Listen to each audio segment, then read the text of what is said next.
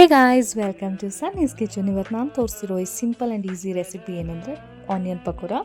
ದಿಢೀರ್ ಅಂತ ಮನೆಗೆ ಗೆಸ್ಟ್ ಬಂದಾಗ ಥಟ್ ಅಂತ ಮಾಡ್ಬೋದಂಥ ಒಂದು ಸಿಂಪಲ್ ರೆಸಿಪಿ ಇದು. ಮೊದಲಿಗೆ ಮಿಕ್ಸಿಂಗ್ ಬೌಲ್ಗೆ ಒಂದು ಈರುಳ್ಳಿ, ದೊಡ್ಡ ಈರುಳ್ಳಿ ಸಣ್ಣದಾಗಿ ಉದ್ದುದ್ದ ಹೆಚ್ಕೊಂಡಿದ್ದೀನಿ. 5ರಿಂದ 6 ಹಸಿಮೆಣ್ಸಿನ್ಕಾಯಿ ತಗೋಬಹುದು. ಮತ್ತು ನಾನಿಲ್ಲಿ ಕಟ್ ಮಾಡ್ತಿಲ್ಲ, ತರತರಿಯಾಗಿ ರುಬ್ಕೊತಿದ್ದೀನಿ. 5ರಿಂದ 6 ಬೆಳ್ಳುಳ್ಳಿ ಕೂಡ ತೊಗೊಂಡಿದ್ದೀನಿ, ಅದನ್ನು ಕೂಡ ಜೊತೆಗೆ ರುಬ್ಕೊತೀನಿ. ನಂತರ 2 ಟೇಬಲ್ ಸ್ಪೂನ್ ಅಷ್ಟು ಕಡಲೆ ಬೀಜ, ರುಬ್ಬಿರುವಂತಹ ಹಸಿಮೆಣ್ಸಿನ್ಕಾಯಿ ಬೆಳ್ಳುಳ್ಳಿ ಪೇಸ್ಟ್ ಹಾಕ್ತಿದ್ದೀನಿ. 2 ಟೇಬಲ್ ಸ್ಪೂನಷ್ಟು ಕರಿಬೇವು ಸೊಪ್ಪು ಸಣ್ಣದಾಗಿ ಹೆಚ್ಚಿರೋದು. ನಂತರ ತರತರಿಯಾಗಿ ರುಬ್ಬಿರೋ ಕಡಲೆ ಬೀಜ ಹಾಕೋತಾ ಇದ್ದೀನಿ. 1 ಟೀ ಸ್ಪೂನಷ್ಟು ಜೀರಿಗೆ. ನಂತರ 1/4 ಚಮಚ ಇದಕ್ಕೆ ಧನಿಯಾ ಬೀಜ ಹಾಕೊತಿದ್ದೀನಿ. ಕ್ರಷ್ ಮಾಡಿ ಹಾಕಿದ್ರೆ ಟೇಸ್ಟು ತುಂಬ ಚೆನ್ನಾಗಿರುತ್ತೆ, ತಿನ್ನುವಾಗ ಬಾಯಲ್ಲಿ ಸಿಕ್ಕರೆ ತುಂಬ ಚೆನ್ನಾಗಿರುತ್ತೆ ಅಂತ ಹೇಳಿ.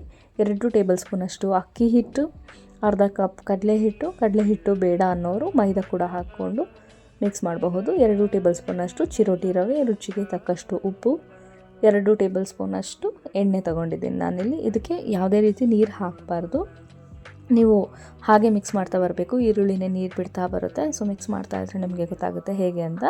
ನಂತರ ತುಂಬ ಗಟ್ಟಿ ಆಯಿತು ಅಂದರೆ ಮಾತ್ರ ಒಂದು ಸ್ವಲ್ಪ ನೀರು ಚಿಮುಕಿಸಿ ಮಿಕ್ಸ್ ಮಾಡಿ 10ರಿಂದ 15 ನಿಮಿಷ ಪ್ಲೇಟ್ ಮುಚ್ಚಿ ಇಟ್ಟರೆ ಸೂಪರ್ ಆ್ಯಂಡ್ ಈಸಿ ಕ್ವಿಕ್ಕಾಗಿ ಆರಾಮಾಗಿ ರೆಡಿ ಆಗುವಂಥ ಪಕೋಡ ಹಿಟ್ಟು ರೆಡಿಯಾಗಿರುತ್ತೆ. ನಂತರ ಈ ಥರ ಸಣ್ಣ ಉಂಡೆಗಳಾಗಿ ಮಾಡ್ಕೊತಿದ್ದೀನಿ. ಬೇರೆ ಆಕಾರನೂ ಕೂಡ ಮಾಡ್ಬೋದು, ನಾನಿಲ್ಲಿ ಉಂಡೆಗಳಾಗಿ ಮಾಡ್ತಿದ್ದೀನಿ. ಕಾದಿರೋ ಎಣ್ಣೆಗೆ ಲೋ ಟು ಮೀಡಿಯಮ್ ಫ್ಲೇಮ್ನಲ್ಲಿ ಇದನ್ನ ಚೆನ್ನಾಗಿ ಫ್ರೈ ಮಾಡಿಕೊಂಡ್ರೆ ಈಸಿ ಆ್ಯಂಡ್ ಕ್ವಿಕ್ಕಾಗಿ ಆಗುವಂಥ ಆನಿಯನ್ ಪಕೋಡ ರೆಡಿ ಆಗುತ್ತೆ. ಆ್ಯಂಡ್ ಮೇನ್ಲಿ ಇದನ್ನ ಲೋ ಫ್ಲೇಮ್ನಲ್ಲೇ ಇದನ್ನ ಆ್ಯಕ್ಚುಲಿ ಆದಷ್ಟು ಬೇಯಿಸಬೇಕು, ಸೊ ದಟ್ ಬೇಗ ಕಲರ್ ಟರ್ನ್ ಆಗಿ ಒಳಗಡೆ ಹಸಿ ಇರೋ ಸಾಧ್ಯತೆ ಇರುತ್ತೆ. ಹಾಗಾಗಿ ಲೋ ಟು ಮೀಡಿಯಮ್ ಫ್ಲೇಮ್ನಲ್ಲೇ ಇದನ್ನ ಫ್ರೈ ಮಾಡಿಕೊಂಡ್ರೆ quick and easy onion pakoda ready. Thanks for watching. Like ಮಾಡಿ, ಶೇರ್ ಮಾಡಿ ಆ್ಯಂಡ್ ಸಬ್ಸ್ಕ್ರೈಬ್ ಮಾಡಿ. Thank you.